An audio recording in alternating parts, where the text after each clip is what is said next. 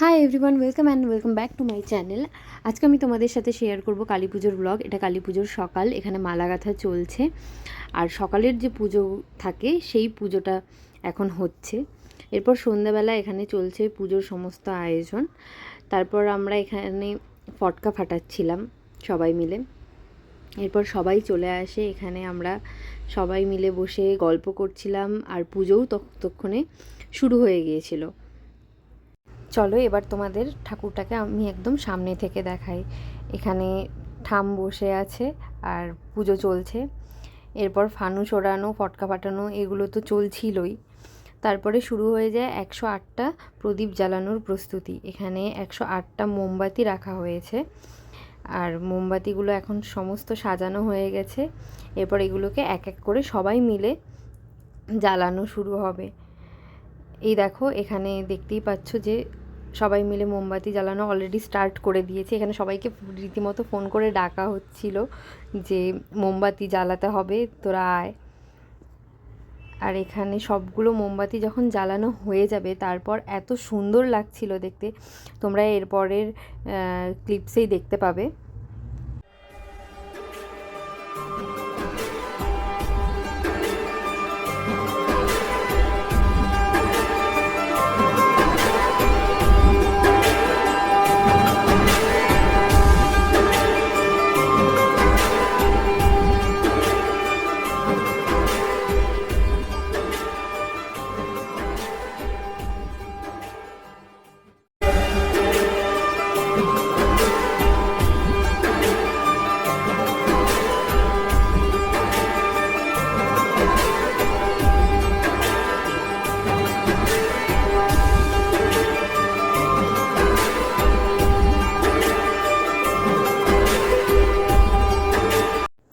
মোমবাতি জ্বালানো পুরোটা শেষ হয়ে গেছে আর তোমরা দেখতেই পাচ্ছ কতটা সুন্দর লাগছে পুরো মোমবাতিটা জ্বালানোর পর।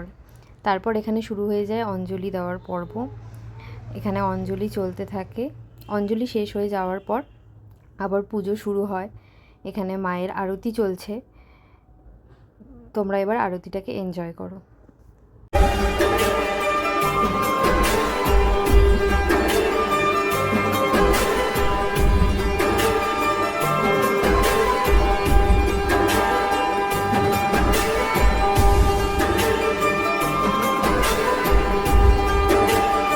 আরতি শেষ, আশা করি তোমরা আরতিটা খুব ভালো মতো এনজয় করলে।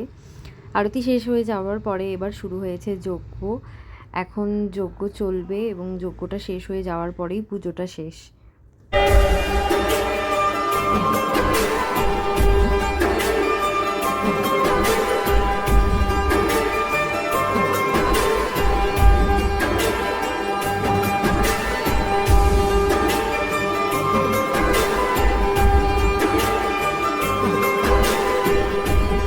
যজ্ঞ শেষ মানে পুজোও শেষ, এবার প্রসাদ খাওয়ার পালা। তখন প্রায় রাত 2:30টার মতো বাজে। আমরা সবাই মিলে একসাথে প্রসাদ খেতে বসেছিলাম।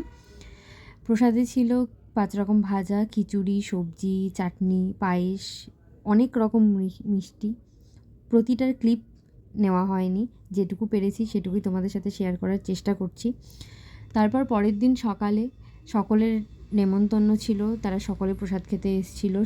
তারপরে আমরা চলে যাই ফটো তুলতে।